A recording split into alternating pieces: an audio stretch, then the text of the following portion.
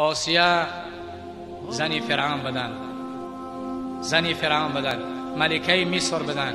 زنی بود که همه زنها در پیش پایی خودش می پرتافتند، همه ای را احترامش میکردن.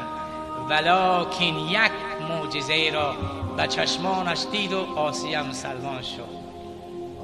این معجزه چی بود؟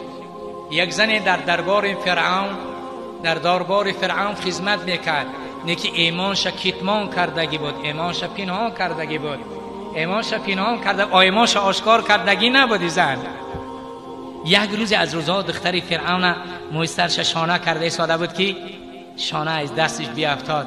گفت تعیس العبد، بدبخت انسانی که بغیر الله را عبادت میکنه. این زن ایماندار ایمانش آشکار کرد.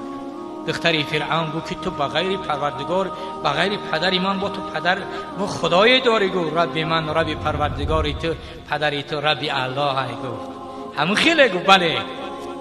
این خبر را به فرعون رسانید. این زنک دو فرزند داشت.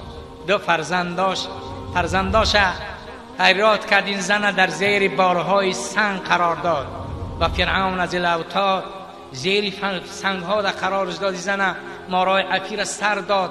گو از دین اگر نگردی فرزندت در پیشت میانم، فرزندی کلانیت میکشم. همین زن آور، فرزندی اولینش همین زن آور در پیش چشمش کشتک فرعون. لیکن فرزندش لحظه های رفتنش گفت مادر جان این ما را میکشه، دنیامون از دست ما میگیرن، آخرت جاودانی به ما میمونن، تزیمان نگردی مادر جان. این میدان زنی فرعون تماشا میکرد.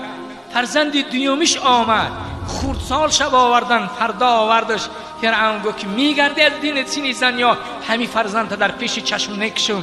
گفت که این فرزند وصیت کرد مادر جان، گفت اگر چندی منم بکشه فرعون تا از دین نگرد، انسان بیدین ارزش ندارد. نزی الله گفت این زن تا لحظه های آخرینش، نفس های آخرینش در ایمانش استادگری کرد.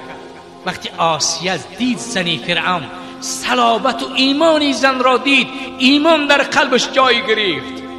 خبر به فرعون رسید که آسیا مسلمان شد.